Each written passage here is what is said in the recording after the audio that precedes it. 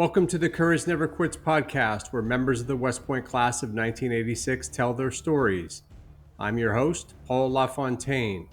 My guest today is James Nickolas, Cullum number 43516. We'll hear about Jim's journey from his comfortable seat in an M1 tank to his battalion command in Iraq. As always, the views expressed in this podcast are those of the participants, not of West Point, the Army, or any organization, most particularly the Texas Bar Association. Jim Nickolas, welcome to the podcast. Thank you, Paul. Glad to be here, and God bless you for doing this thing. It's wonderful seeing all of our classmates and getting caught up. You're in Dallas, Texas now. Is that correct? Actually, Mansfield, just south of the big metroplex, but got family here, so we moved here. We settled in as we transitioned out of the Army. Went to law school. Last 6 months of law school, my wife says, and this is in Kansas. I'm in Topeka, Kansas. And Shelley says, we don't know anybody here. We don't have family here. We got wonderful friends there, but we got no family. Her brother's in Fort Worth. My brother's in Dallas. Let's go to Texas. So my last semester of law school, I've got to rearrange. I got to study Texas law because they don't take the nationwide exam. So I'm taking oil and gas law. So passed the Texas bar in 2018, and we moved 2 weeks later. Now we're gonna go back in time and work our way all the way forward to how you basically retired from the Army and went into becoming a lawyer, right? So that's that right there. Sure. We're non-practicing lawyer. Right, we're foreshadowing, right? So let's go all the way back. Okay, yeah. Dayton, Ohio, 1978 to 81. What got young Jim Nickolas interested in West Point? My father, everybody in my all my uncles served, whether it was World War II or Korea. My uncle, my father's brother, was a Kings Point Merchant Marine Academy graduate. My father got drafted into Korea. His company commander was a West Pointer. And growing up, he loved war movies. We always watched the John Wayne stuff.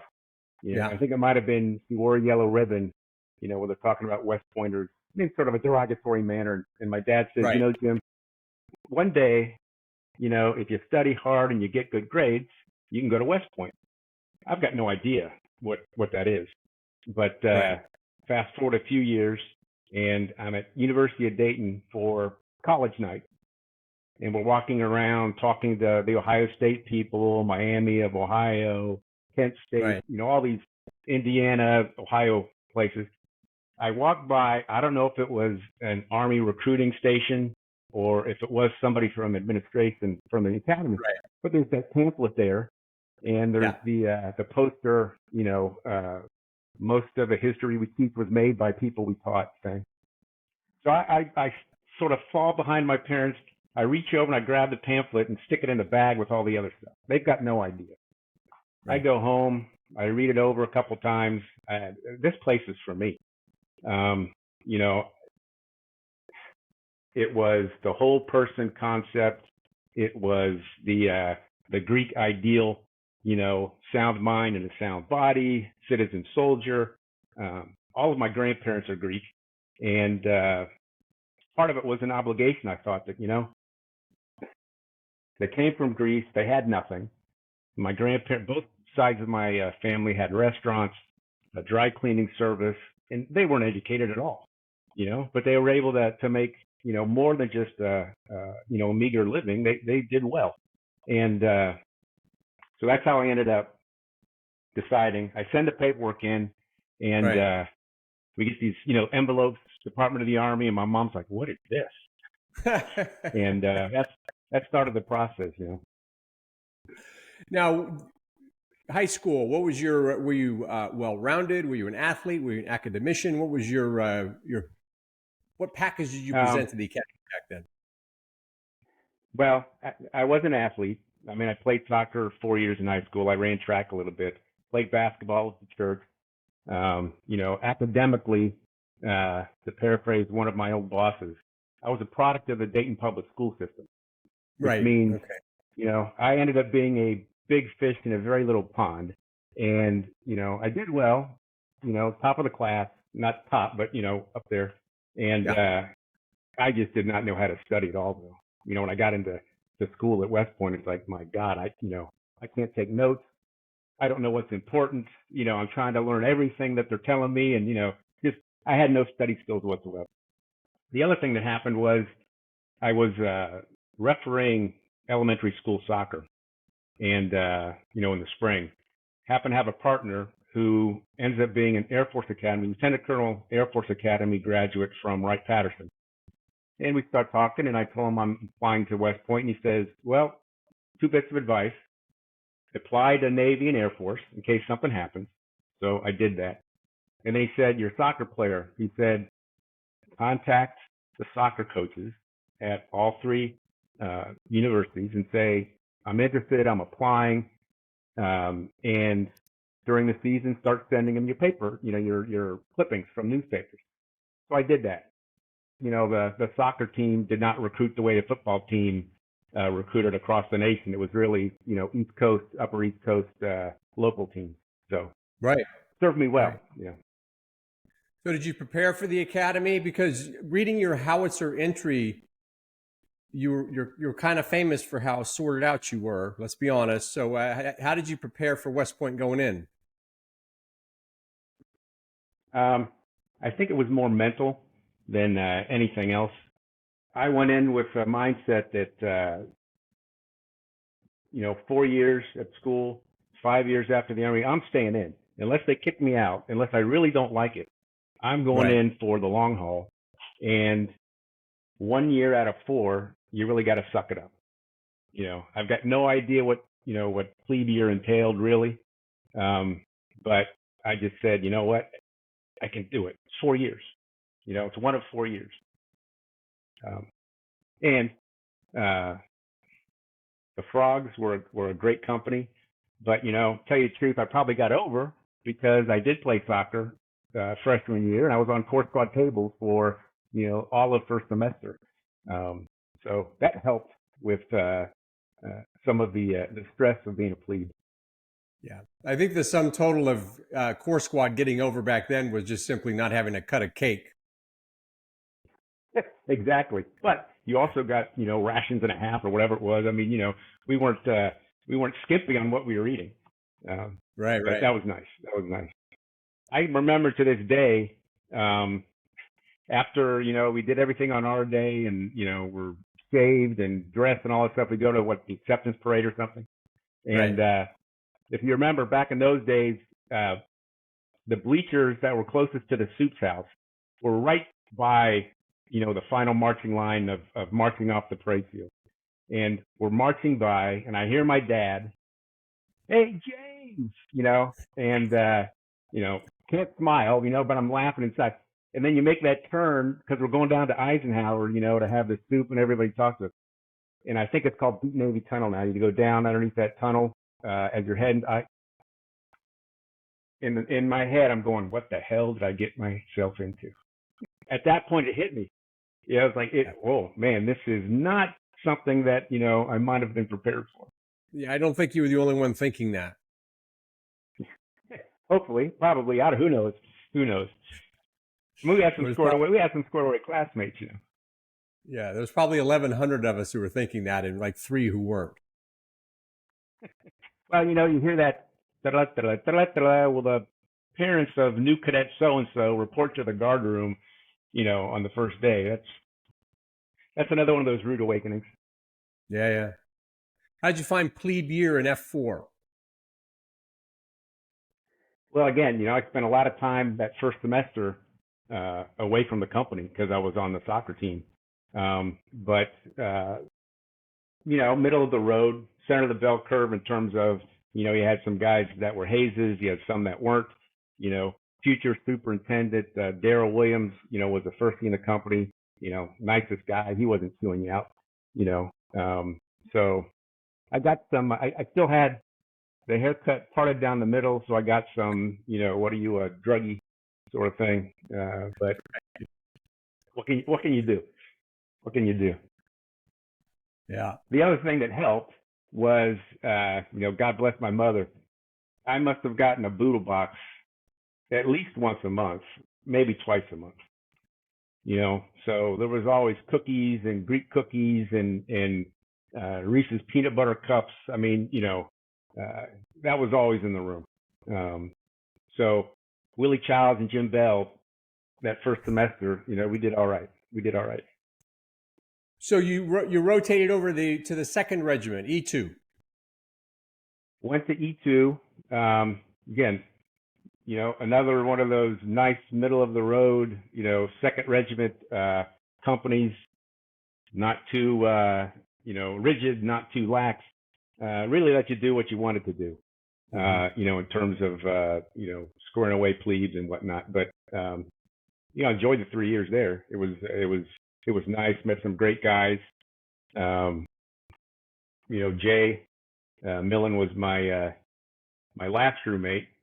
Mark Wolf was my very first roommate, and all three of us ended up going out to NTC for our first assignment. Right. What did you decide to study? What was your course of study there? Well, if I'm going to stay in the Army, I'm studying military history, and that's what I did. I had an affinity for the Civil War and Civil War cavalry, and that was my primary focus. Whatever they called the paper at the time, for my senior, history major finale paper was on John Buford, and okay. Yeah, I mean, I did well in math in high school, but when you came in the summer and they tested you out and all that stuff, I bullied that stuff. So I'm in regular math, plebe year, which was nice because I sort of knew everything. I didn't have to study that as much. Your write up in the howitzer indicates that you were a pretty squared away guy. Did that start when you were a plebe, or did you grow into that? It says that. I don't know if I was squared away or not. To quote Vince Lombardi, practice doesn't make perfect. Perfect practice makes perfect. So, hey, why not take the extra time to, put yourself away and try to stay squared away? The regs were there to be followed. I was never one to bucket, and, I'm an introvert, so I don't go out of my way to, be the life of the party or that sort of thing. I pranks, going off post, that just wasn't me. So staying in line was easy. How many tours did you do? Have any tours at all? I did. Plebe year, slept through math class. I can't remember if it was boxing or swimming or something in the morning, and I had PMI because of soccer, so I, got under the green girl and just, never woke up until it was time for lunch. I didn't have to walk because at the time that it happened, and by the time the slug came down, the dean said, go room tours. And then as a firstie, I'm the company commander for E2 first semester. Right. It's Navy week. I've got the company and PMI for Navy week, and General Boylan comes down and inspects the company. I'm in class. I come back, and the slug reads, for failure to command your company. And I got another 4 hours. But that was a heck of a slug. Yeah. Did you for failure to command? I don't half-ass, man. It's either you're going to get slugged. Why not, the commandant? Then armor. What was it about the armor branch, and when did you decide to go armor? Again, that was one of those things that, I showed up, the Cav background, reading all that stuff. It was, I'm going to be an armor officer. There was a instance maybe when we were thinking about branches that, of course, light infantry was big. Everyone's put all the white papers on, light infantry. We're going to be doing stuff down in Central America. I thought about that for a minute. I actually did the flight physical for helicopters, but after those small, side roads into that, it's back to armor. I'm going armor. No two ways about it. I know you guys talk about bumps and bruises and whatnot, but hey, I'm not that big. I'm 5'7", 5'8" on a good day. So I fit in that thing fairly comfortably. you fairly comfortably. It's like it was designed for you. Yeah. Yeah. Well, exactly. Except now, as you say, we're in our 60s. I don't know that I'd be able to get in it again because I've developed claustrophobia. No, yeah, see. Too many darn MRIs. I've just gotten claustrophobic in my old age. No, yeah. Yeah, we could do a whole podcast on new phobias that come up later in life. What is like one memory about West Point that pops up a lot?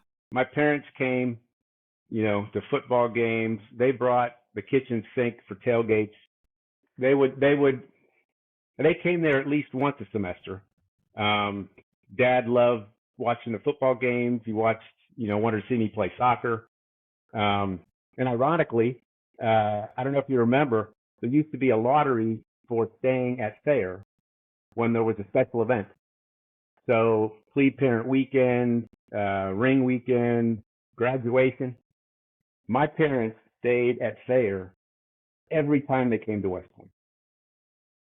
Really? I won the lottery. Yeah, I won the lottery somehow. Every time, graduation, ring weekend, 500th night, they were there in Thayer. What are the odds? Good for them. All right, so you have Mark Wolf, Jay Millen, Dave Baum. You guys really charted an unusual path. How did you decide to go to the NTC, and what was that all about? Roger Sangvik, my best friend there, we played soccer together. He befriended someone in the library, and eventually that led to us meeting a retired general officer, Bruce Clark. He was Creighton Abrams' commander in the drive across Europe. He's a West Pointer, engineer by trade, but he became an armor officer in World War II. And through that meeting, he sort of, took me on as a mentor. And he's the one that said, go to the National Training Center. He was one of the designers and pushed for the creation of it. So he said, that's where the Army's learning, go to the NTC. I remember when we were doing branch selection, or not branch selection, but post selection. I think there might have been one or two third ACR slots left. And I stand up, when my name is called, and it's 177th Armor Brigade, National Training Center. And everybody sort of turned around and looked at me and goes, what the hell is that?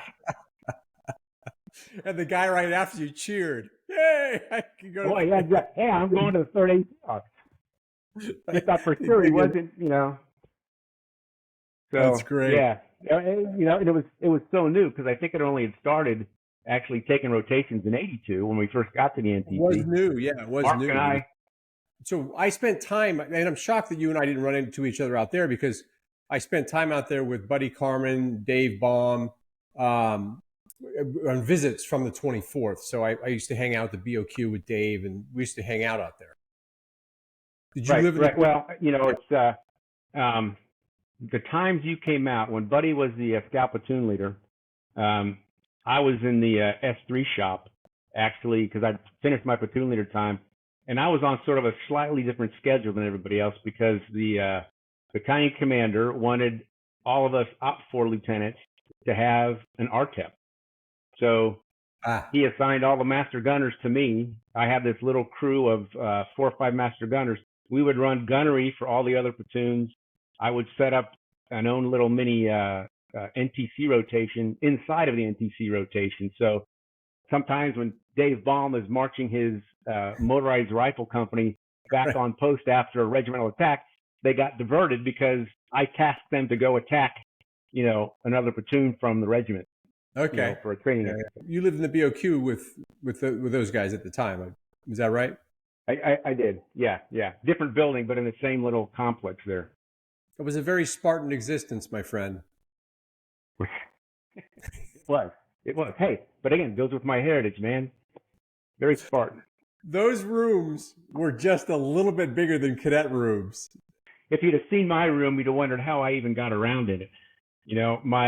My grandmother had left her house and was getting rid of all her stuff, and I told my dad when I was at Fort Knox, no, I want all of her kitchen stuff. I want her living room, dining room. I'm going to go someplace. I had all that stuff crammed in there. I didn't have the Army issue bed. I had my own bed as a kid. in my own bedroom set, and I've got, tables and whatnot. It was, you could not move around. I had to move out of the thing just to think. How long were you there? I was there for a little over 4 years because I was scheduled to go to the Armored Advanced course, and the guy that was my infantry counterpart when I was a motorized rifle company commander, Manny Duran, he was the CG's aide de camp, and he called me and says, "Hey Jim, you want to get this job, and he wants you, as he doesn't know it, but he wants you because I was a scout platoon leader at the time." And so, I'm interviewing, and I finally got the job for Wesley Clark when he was a brigadier, and that's how I ended up there for the 4+ years. Okay. And ironically. And then from there, where did you get after that successful tour? From there, General Clark said, "Go to Ranger School." He said, he was a Silver Star winner from, Vietnam company commander. He said, Ranger School was tougher than his time in Vietnam. And this is a guy that got a tracheotomy and medevaced out of a firefight that almost killed him. So I went to the infantry advanced course, and I did the long course at Ranger School. I started in August and finished in December. Oh my goodness! Because I had a 6-week layover in the Gulag because I was trying to get an unfair advantage by hoarding those little mini Tabasco sauce pots. And that got you in trouble. I had to do 6 weeks. Yeah, I had to do 6 weeks because they changed the sequencing of the cycling.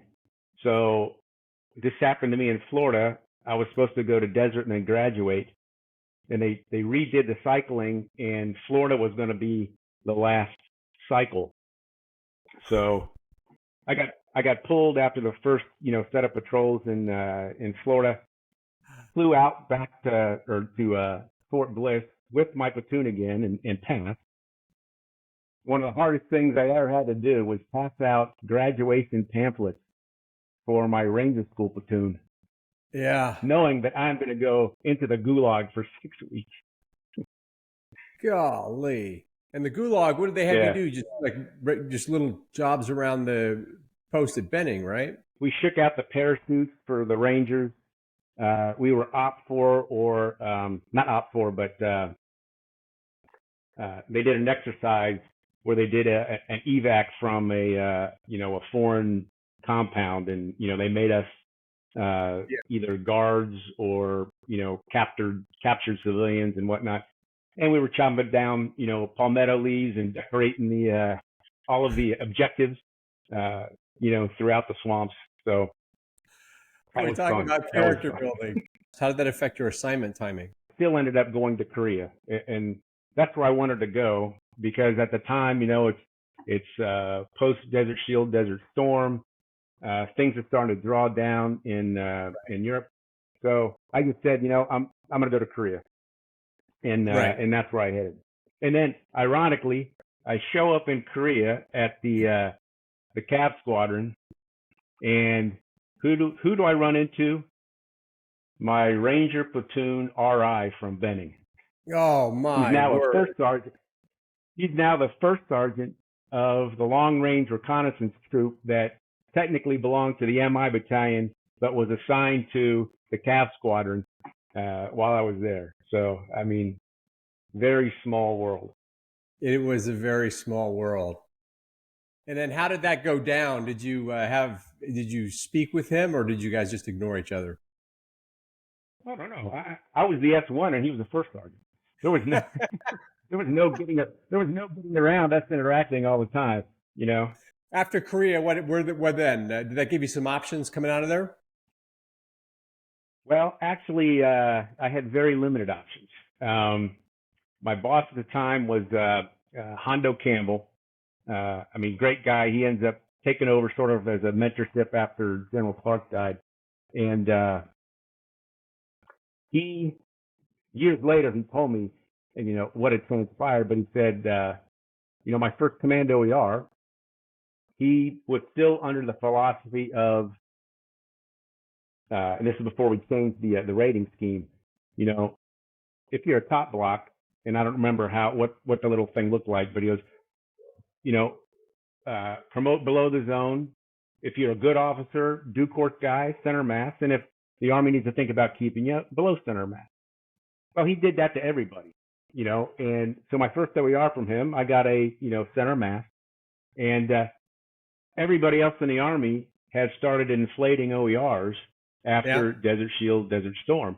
And when I ran into him, you know, a few years later as a brigadier, he goes, yeah, Jim, I screwed you and a whole bunch of other guys because Korea was the last place where the inflation sort of hit.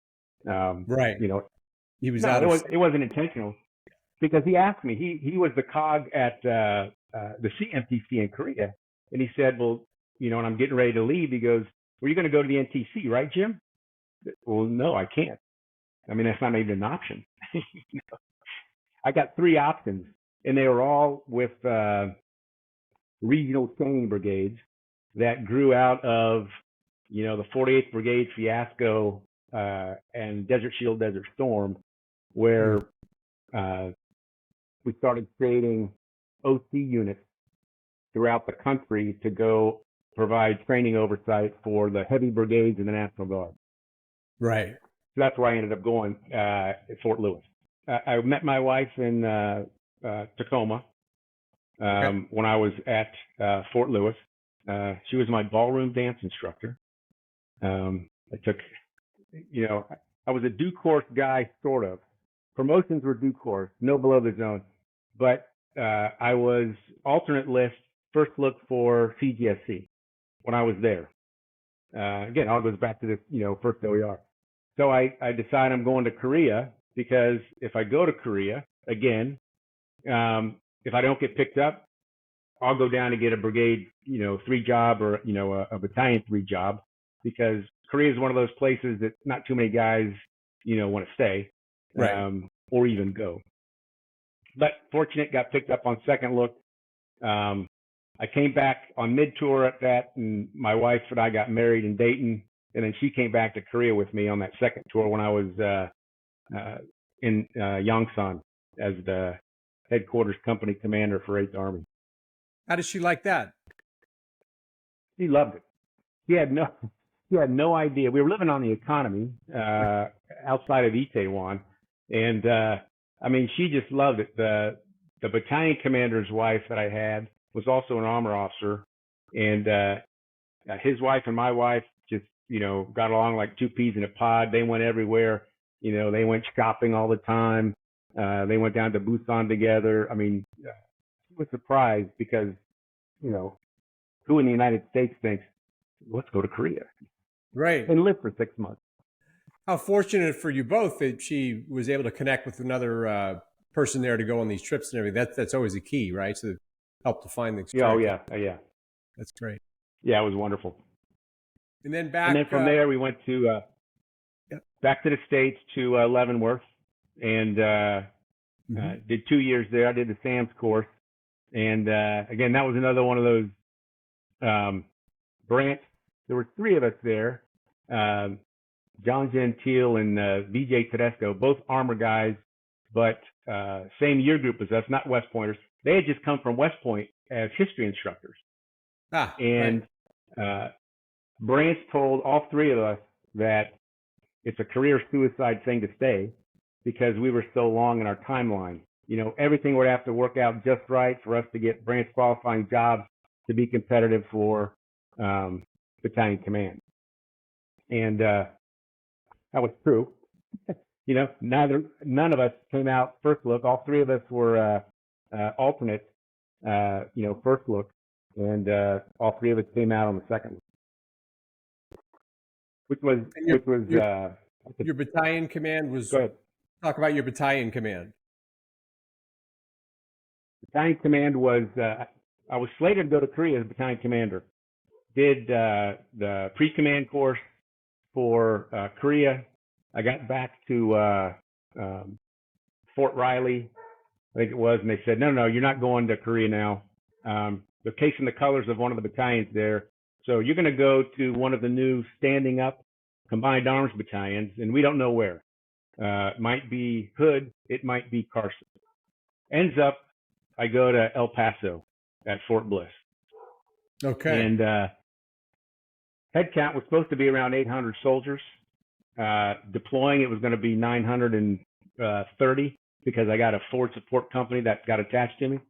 When I showed up, there was less than 100 soldiers with boots on the ground, and we had no equipment whatsoever. I mean, absolutely none. The soldiers were living in the condemned Sergeant Major's Academy barracks, two tank companies, two mech infantry companies, and an engineer company in Bradley's. That was the formation, and then a headquarters. Eventually, did it get up to strength? General Cody, who was the vice, kept on coming out and telling us, "You guys will deploy at full strength. You guys will deploy at full." None of us deployed at full strength for two reasons. One, we started. That was the time we started this rotation thing, where guys are coming, guys are going back. Yeah. Me and the other two combined arms battalions were getting soldiers that needed time to recover. They just returned from a deployment, and I had a master gunner who could not deploy because of hearing problems or a wound that had not healed properly, and they couldn't deploy. But they're on the books, so we've got soldiers. But I deployed in November of 2006. We were the first third battalion, or actually brigade, along out of 1st Cav, and we were not at 100%. I was probably 85, 87% if I was lucky. It ended up being a rehearsal for what happened when we got into Baghdad. How so? Well, we did our pre-deployment trip into Ramadi because we thought we were going into Ramadi as a brigade. We no sooner get back from the pre-deployment trip and we're told, no, things have changed. You guys are going to Mosul in northern Iraq. And then before the ink dried on that piece of paper, but you got to send one battalion to Baghdad. Right. So my brigade went to Mosul. I went to Baghdad. And they weren't expecting us. There were no, they were called containerized housing units, the queues. There was no queues for us to fall in. I was backfilling a striker battalion, Van Smiley, Tomahawks, out of Fort Lewis. They were going to become the Corps Reserve. They were consolidating all of the striker battalions so that they had a brigade of strikers to, apply pressure where the Corps commander wanted. So I'm falling. I've got no equipment. I'm getting the equipment that everybody else is getting tasked to give up. So we're getting crap that's not working. My soldiers are, at this time, they're not living in condemned barracks. They're living in GP medium tents. And, there's no fire safety stuff going on here. I just got to have soldiers bedding down. So we're crammed, one over the other. It was a challenge, to say the least. But soldiers did great. I mean, the American soldier is just wonderful. You can't beat it. How long were you there? We got extended, so we were there 15 months. That was another, pre-deployment, we're talking to all the family readiness groups. And the first time I was in Iraq as a Brigade XO, we got extended. And every other rotation that had gone through Iraq, someone got extended. So, our orders said 12 months. And I'm telling the ladies, look, I think it'd be smart to think 18 months, and anything less than that's going to be, a blessing. And, oh, man, it was, my poor wife took hell. Oh, Colonel Nickolas, he just wants to, he just wants to improve his career. He's going to volunteer to do this stuff. And again, we no sooner get boots on the ground when we're told, guess what? It's not 12 months. You're staying here for 15, you know, and the ladies loved me back in Fort Bliss. You know, even the ballroom dancing couldn't save you. And so after that tour, how long did you remain in? Well, from there, War College, and then I did a stint in the Pentagon at the DAIG, which was fascinating because the major report that I did was an investigation or inspection of all of the Army detention facilities. If you remember, Abu Ghraib, occurred, 2004, 2005, that broke. Again, ironically, I was in north of Baghdad. Lee Quintus was the commander of 270, which was one of the battalions inside of the brigade that I was the XO of. The policy was we were going to start doing detention operations and turn over all of our information to Abu Ghraib. They were trying to rehabilitate the facility to take all this information. So I told my brigade commander, I'm going to go check it out and see, what we got to do. It was a mess. These guys, I'm asking them simple questions, evidentiary chain of custody. How are you guys going to do that? What are you talking about? We had no idea. Yeah, boy. Fast forward, 3-4 years later, now I'm going back to Abu Ghraib to inspect the detention facility, to make sure they're following Army policy, because the Army was the executive agent for detention operations. So we went Afghanistan, Iraq, Guantanamo, and the charter we got from General Wickham, who was the IG, was, I want you to go from point of capture all the way to the trial. So, we looked at everything. Well, you did some real visitation of the garden spots there. Jeez. Yes. Send a postcard from each one. Good gravy. What a job. Another one of those odd things notice. You're flying around Afghanistan. We landed Bagram or whatever, and, we're flying off to some, remote place to see how they're doing their operations. And we're in the helicopter. I'm looking down across the landscape, and I can see the remnants of the Soviet defensive positions from when they dug in during their time there. I mean, it looked like, my God, we're in the Central Corridor at the NTC, and here's the outford dug in. Now, how did you end up getting 6 degrees? Overcompensating for that lack of education coming out of the Dayton public school system. Yeah, I mean, they're all thanks to you and the taxpayers. Of course, when I was at Fort Lewis for 2 years, I got a degree in organizational leadership from Chapman, through the Army schooling system there. And then, of course, SAMS is a master's in, planning. And then you get a master's from the War College when you go there. And then it wasn't available when we were cadets and when we first graduated, but I was able to use the VA or the GI Bill, to go to law school after retiring. Talk about that. Why the law after a distinguished career, or certainly very successful career? 2017, you went to law school. Talk about that. It was one of those things that as you're getting ready to transition, everybody's telling you, well, go do what you want to do. Go do what your passion is. Go do something, you've always worked. I've done it for 30 years. Right. I had no itch to scratch coming out to say, man, I really want to do this. I enjoyed my time in the Army 100%. I mean, I loved being with soldiers and, doing what you had to do. But the law always fascinated me.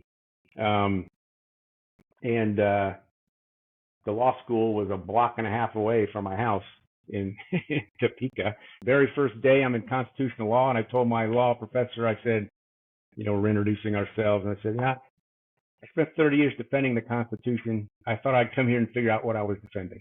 Right. I practiced for a very short time, 1.5 to 2 years, estate planning. And that was by happenstance.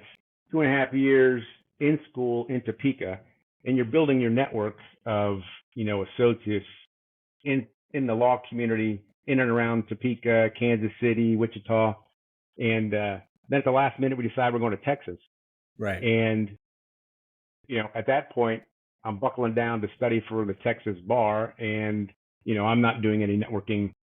No one in the law community knows you down here. So I decided to hang my own shingle in an area of practice where I was setting myself up in Kansas to do anyways. I'm non-practicing now because, the drive, as much as it was nice taking care of people, setting up, their estate, fire wasn't the same as, riding that M1A2. Yeah. It's hard to get that rush again. Well, I was going to say now vocation really is, around the church. Yeah. So, I do lots of stuff for the church. I chant sometimes. I serve in the altar. I'll bake certain things for feast days and whatnot. So, and I'm on the board of our coffee company. There's lots of good coffee, ByzantineCoffee.com. So that's what I spend my time on nowadays. So looking back, we're 60 years old now. Generally, those of us who graduated high school in 82, what advice would you give yourself looking back around when you're in your 40s? This is the same advice I'd give myself if I was just going into West Point, and it's look to fix, the log that's in your eye before you're correcting someone else that has a speck in their eye. I was an idealist. I thought myself a realistic idealist, but I don't know that I was any harder on anybody else than I was on myself. But there were certainly, parts of my personality that, could have used a little better shaping, growing up, and even as old as, 40. Hey, think about things a little bit differently. And ironically, one of the things that General Clark, the first one that Mentor said was, when you take command, Jim, if something goes wrong, you should look at what happened with concentric circles, and they should start at your desk and go out slowly to see what went wrong. So he was very much, look to see what you did that was not right. Words of wisdom. That was probably the lesson that General Boylan was trying to teach in that write-up all those years ago, right? Start at your own desk and work your way out. Exactly. Maybe not artfully done. But anyway, that was that was his intention, I'm sure. Jim Nickolas, what a pleasure having you on the podcast. I loved hearing the stories. Thanks so much for joining us today and being on the podcast. Oh, it was enjoyable. I really liked what you're doing here. God bless you, and I hope to hear from a lot more classmates. Thank you for listening to this episode of the Courage Never Quits podcast, where any member of the class of 1986 who is willing to tell their story will be a guest. To get the word out and to stay up to date on the latest episodes, hit the like and subscribe buttons. With 954 living graduates in the class, we have a lot of stories to collect, and you don't want to miss any of them. We'll see you in the next episode.